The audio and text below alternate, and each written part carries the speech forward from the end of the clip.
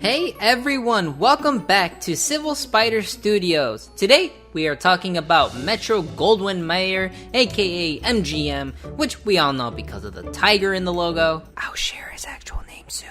So today I want to talk about MGM and what company is it, what do they do, what is it that this company did to become the company that it is now. Now before we get really into the nitty gritty, let me give you guys some context. So MGM is an American media company, being one of the world's oldest film studios. It was founded in 1924 by entertainment entrepreneur Marcus Lowe. Lowe gained control of Metro Pictures, Goldwyn Pictures, and Lois B. Mayer's Pictures. Okay, so a lot was done by this Marcus Lowe, which is great, but who exactly is Marcus, and how is it that he managed to make one of the world's oldest film studios? Well, let's find out.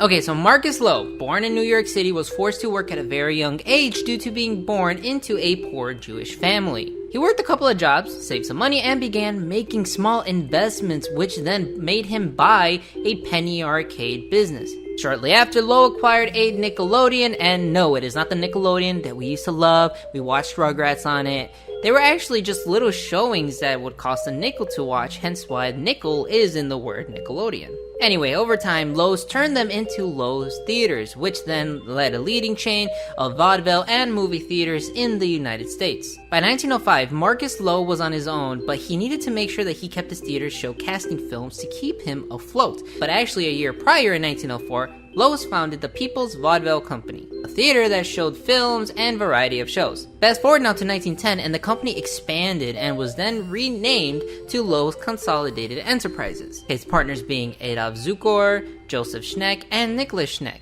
I'll probably make a video on all of them in the future, so stay tuned. Okay, so let's recap. So Lowe started his journey by making small investments, then after some time he bought into the penny arcade business. Later he acquired a Nickelodeon, and then Lowe's Theaters was made, which then expanded to Lowe's Consolidated Enterprises. Wow, not bad for a man who had nothing to start with in life, huh? But alright, anyway, let's continue. It's now 1913, and Lowe operated a large number of theaters in New York, one being the American Music Hall. But Lowe was faced with a serious issue. In having so many theaters to manage, he had no central managerial structure. Basically, he had no one solid way to manage everything once his companies merged. Lowe instead wanted to oversee his own Lowe's Theaters and ensure their growth. So, by 1917, he oversaw a lot of enterprises, but it wasn't until 1919 he reorganized the company and named it Lowe's Inc. Fast forward a year now in 1920, Lowe purchased Metro Pictures Corporation, and then a few years later he was interested in Goldwyn Picture Corporation, which at the time was having financial issues. Goldwyn Pictures also owned the famous lion, which I said in the beginning we all know and love, and he actually has a name, Leo the Lion. Yeah, I know, right? Who would have thought? Now, as I said, Goldwyn Pictures owned the famous lion that we all know and love, and also owned studio property in Culver City, California. Without its founder, Samuel Goldwyn, though, the studio lacked strong management, so Lowe had to find someone who could take charge of Goldwyn Pictures. Lowe met with Lois B. Mayer, who ran a successful studio in East Los Angeles. Lowe wanted him and his chief of production, who was also the former Universal Pictures executive, Irving Thalberg. So they made a deal and resulted in the birth of Metro-Goldwyn Pictures in April of 1924, with Mayer being the head of the studio and Thalberg being the chief of production. Now, while immediately successful of the merge, Lowe did not see to live the powerhouse that MGM was able to become. He died 3 years later in 1927 of a heart attack, at the age of 57 at his country home in Glen Cove, New York. It's kind of sad to think that, you can live so long to make something happen to the point where once you pass away, you don't really get to see it become the thing that you wanted it to be.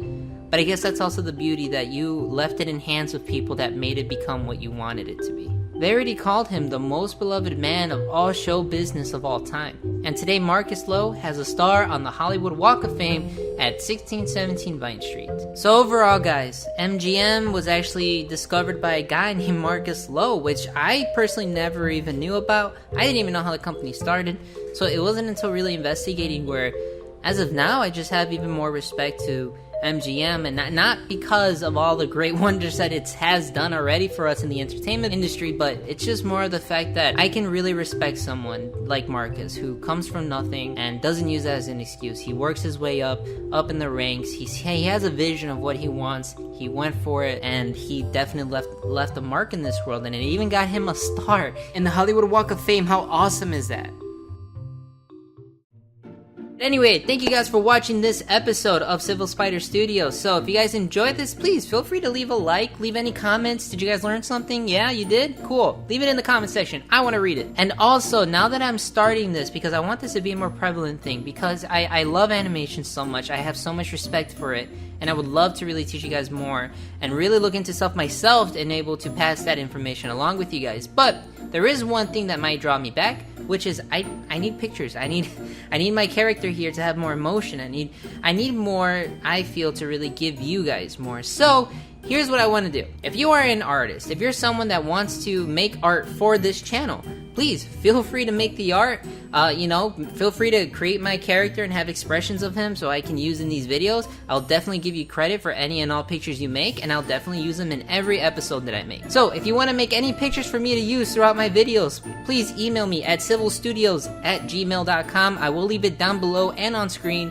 Feel free to draw whatever you'd like, and I would appreciate it so much so I can use them in videos. Other than that, guys, thank you so much for watching, and I'll see you guys in the next one.